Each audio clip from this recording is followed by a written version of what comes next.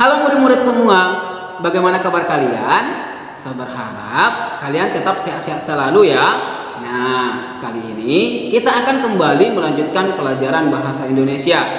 Topik kita kali ini adalah tentang puisi.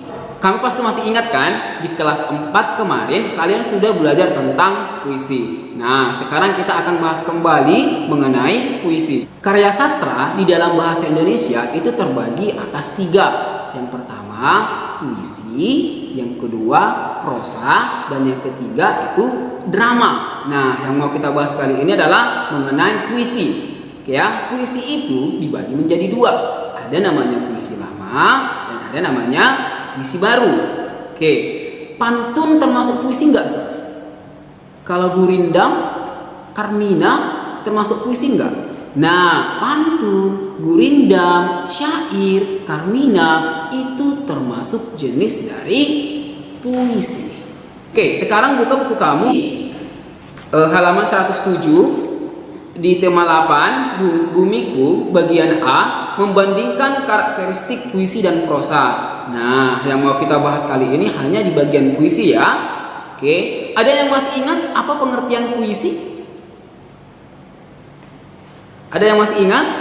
Oke, puisi adalah karangan yang ditulis dengan bahasa singkat, padat, dan indah. Oke, kalau kamu membaca cerita Malin Kundang, apakah itu termasuk puisi? Tidak. Cerita Malin Kundang adalah termasuk prosa. Nah, prosa akan dibahas di pertemuan selanjutnya. Nah, kamu pernah membaca puisi Aku karya Chairil Anwar enggak? Pasti pernah ya. Kemarin di Mading itu pernah saya lihat ada puisi, ada yang menulis puisi judulnya Aku karya Chairil Anwar. Nah, oke. Sekarang kita akan kembali lanjut pembahasan tentang puisi. Puisi itu sangat syarat dengan kata-kata. Di dalam puisi yang perlu diperhatikan adalah penggunaan kata-kata.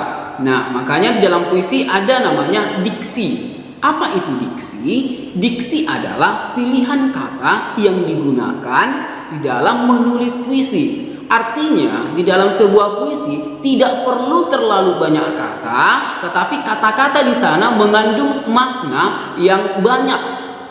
Ya, tidak perlu terlalu banyak kata-kata atau tidak perlu terlalu panjang untuk sebuah puisi.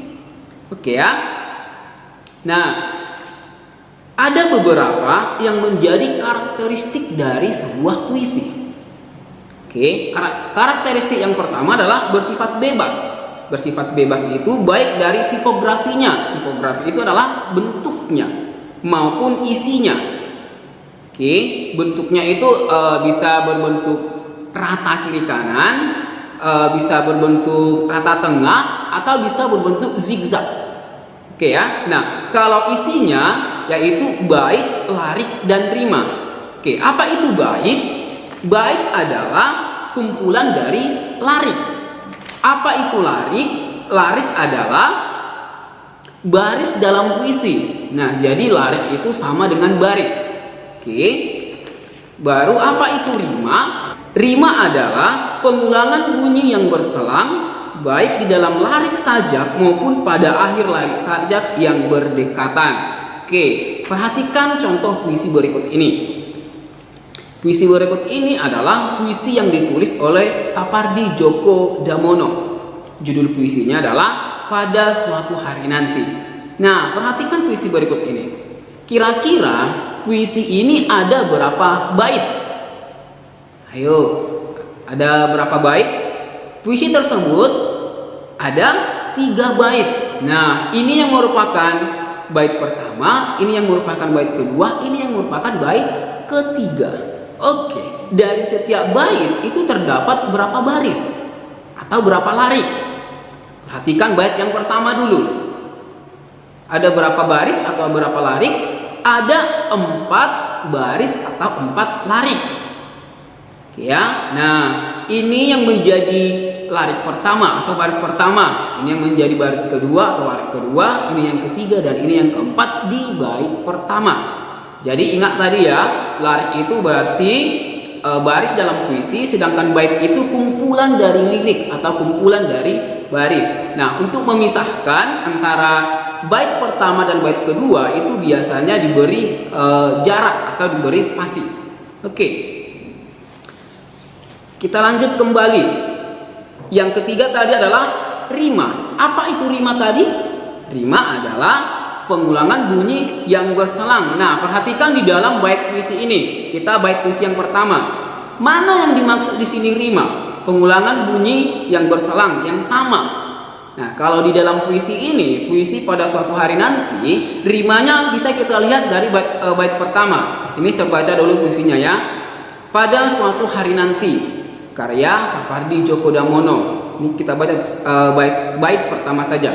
Pada suatu hari nanti, jasadku tak akan ada lagi, tapi dalam bait-bait saja ini kau tak akan kurelakan sendiri. Nah, coba lihat di akhir semua baris atau di akhir semua larik, semuanya huruf terakhir dari semua barisnya atau lariknya adalah huruf I. Jadi larik pertama, kedua, ketiga, dan keempat di bait pertama itu semuanya diakhiri dengan huruf I.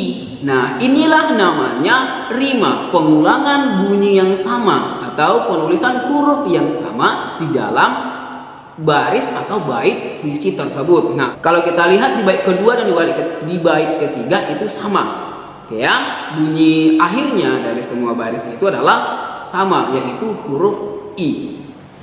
Karakteristik yang kedua adalah bersifat imajinatif atau hayalan si pengarang. Artinya, imajinatif artinya belum tentu terjadi, hanya bersifat imajinasi atau hayalan si penulis atau si pengarang puisi tersebut.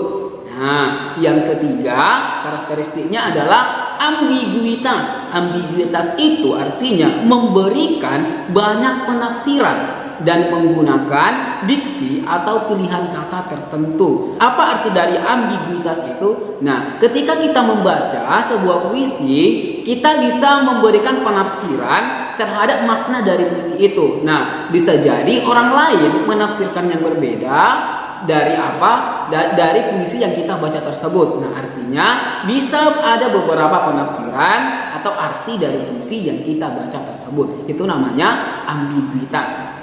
Oke, nah kita lanjut kembali. Ada beberapa hal penting dalam puisi. Ya, ada beberapa hal penting dalam puisi.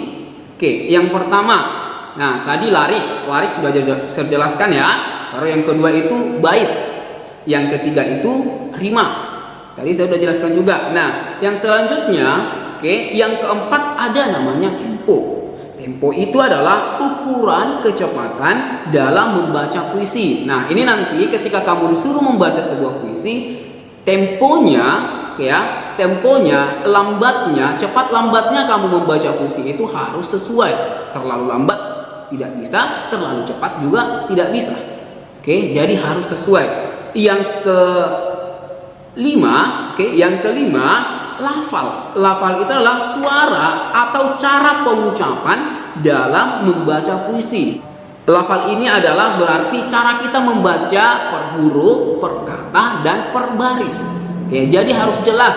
Contohnya kalau kita membaca di depan, teman kita yang paling belakang itu harus mendengar dan tahu kata-kata apa yang kita ucapkan. Itu namanya lafal. Oke, mimik. Mimik itu adalah ekspresi wajah kita ketika kita membaca puisi. Kalau puisinya sedih, bagaimana ekspresinya? Bagaimana mimiknya? Ya harus sedih. Kalau puisinya senang, bagaimana ekspresi wajah kita? Ya harus senang. Kalau bersemangat, ekspresi wajah kita juga harus bersemangat. Jadi harus sesuai dengan tema atau bentuk puisi yang kita baca. Oke ya. Yang selanjutnya itu adalah intonasi. Nah, intonasi itu adalah lagu kalimat. Tahu tinggi rendahnya suara. Tinggi rendahnya suara kita di dalam membaca puisi. Kalau tadi dia tempo kecepatannya, nah sekarang kalau intonasi itu tinggi rendahnya. Jadi bisa ada baris atau ada kata yang perlu kita baca dengan kuat atau lantang. Nah, ada kata atau baris yang kita baca dengan pelan. Jadi tinggi rendahnya suara. Oke, yang terakhir adalah gestur. Gestur itu adalah gerakan tubuh kita. Gerakan tubuh kita ketika membaca puisi. Ketika kita membaca puisi nggak boleh kaku dong, cuma berdiri tegak seperti hormat bendera, nggak boleh kan? Artinya kita ekspresikan juga. Kalau bersemangat ya gestur tubuh kita juga harus semangat. Oke ya. Nah, itu beberapa penjelasan dari mengenai puisi. Ya. Jadi kamu baca-baca di rumah kembali agar kamu semakin paham mengenai materi tentang puisi. Nah, jadi sampai di sini pembelajaran kita kali ini. Tetap semangat, tetap belajar di rumah, tetap rajin belajar di rumah, ulang-ulang semua ulang-ulang semua pelajaran kamu agar kamu semakin paham. Oke, bye bye.